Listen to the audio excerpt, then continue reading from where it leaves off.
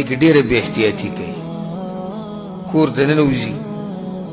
به چې کمې زنانې په خپلولۍ کې راځي هغه کور کې ناستې اکثر د هغو سره لاس میله وکړي تره لور ده او دا د ماما لور ده او دا د تره ښځه ده او دا د ماما ښځه ده او دا پلانۍ ده او دا پلانۍ ده حالانکې دې د هغوی دپاره محرم نه وي او د هغوی سره لاس میله وهل څه دي حرام دي بلکې دې درجې پورې چې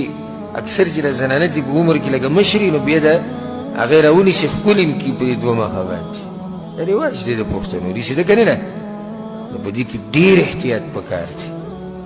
او موږ به د الله سبحانه وتعالی دین هغه مخکې کوو د هر چا نه